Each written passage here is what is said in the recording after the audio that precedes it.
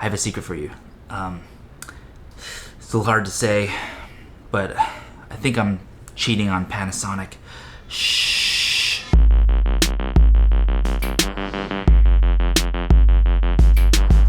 Greetings, Earthlings, it's Ben Aqua. So this is the second take of this video because I shot a bunch of stuff outside. Let's just say I didn't want to put you through this. I am officially sweating my bokeh balls off right now, so, ooh, bright sunlight, God.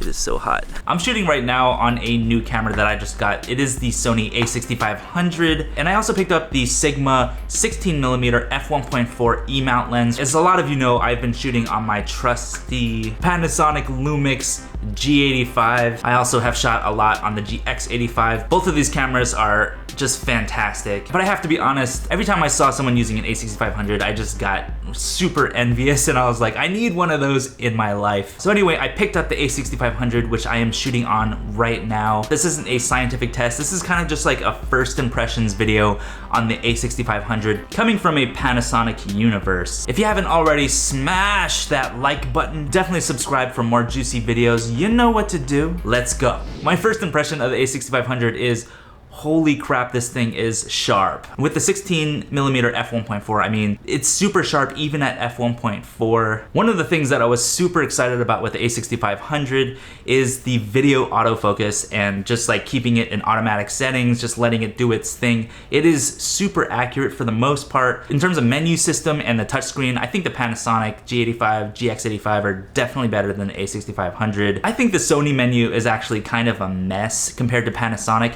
And one thing that boggles my mind is it has a touchscreen, but why can't you use the touchscreen for selecting things on the menu or changing your aperture or any of that stuff? Like, Sony, what were you thinking? I shot everything in 4K and I had the battery at 90%, I think, when I first started this video, and just shooting for about 20 minutes, it was already down to about 50%. So if you're gonna shoot with the a6500, I would highly recommend getting a few extra batteries if you're gonna be shooting in 4K for like hours. The a6500 conveniently can charge via USB, so you can just hook it up to one of those like battery charger things and you should be good to go. I'll leave links to everything I'm talking about in this video in the description below, so be sure to check those out. This lens, the 16mm f1.4 lens, is phenomenal as well. $450 for this lens is kind of pricey, but I think it's totally worth it for the bokeh. I mean, it just looks amazing at f1.4. So this is the GX85. This is an amazing camera, by the way. This camera is actually half the price of the a6500. The grip is bigger on the a6500. On the GX85, it's kind of like a tiny thing, so I use this awesome strap by Peak design that just kind of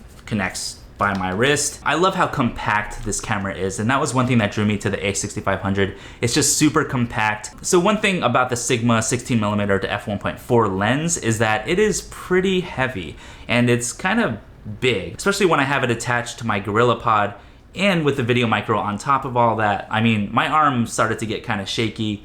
Maybe that's why the footage was actually so damn shaky. But I think the a6500 with the Sigma 16mm f1.4 lens would be a pretty fantastic vlogging setup. It gives you a nice wide field of view and you get that nice depth of field, so you get that juicy bokeh, get some of them juicy bokeh balls going. One of the biggest gripes I have with the a6500 is it does not have a flip around screen, so right now I don't even know if I'm in focus. Hopefully I am. Like, I can't even tell if the camera is still rolling or if the battery's depleted. So I'm kind of taking that risk. It's nice to have that flip out screen, but I'm probably gonna get one of those little HDMI monitors to put on top of the a6500. Not having the flip around screen takes a bit of an adjustment if you're coming from the G85 or the GH5. So I also picked up the 50mm f1.8 EF lens. The nifty 50, I mean, you can't go wrong with these things. Definitely worth the money. Another reason I got the a6500 was low light capabilities. I mean, this thing is a beast in low light, like noticeably better than the G85 in low light. I do love the G85 for stills, but it's only 16 megapixels and under low light situations, it starts to kind of suck. But the fact of the matter is a6500 so far is amazing. I am super happy with it.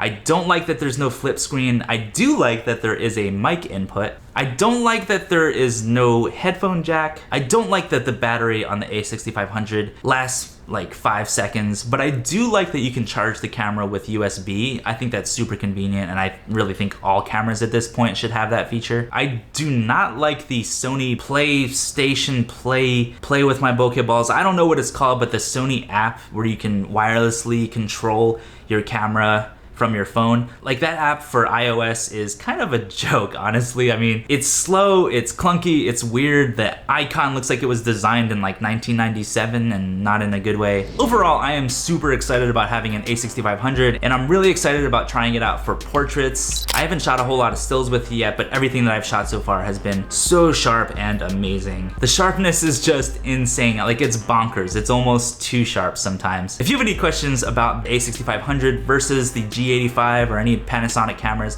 let me know in the comments. Or if you have any video requests, also let me know. You know where to find me on Instagram at B3NAQUA. Definitely subscribe to me. Thank you so much for watching this video. I really appreciate your support, and I will see you in the next video. Shh. I'm kind of cheating on Panasonic right now. Don't tell them. I guess I'm not really cheating on them because we're not really going out. I mean, I asked Panasonic out first and they said yes, and we went on many beautiful dates. Many.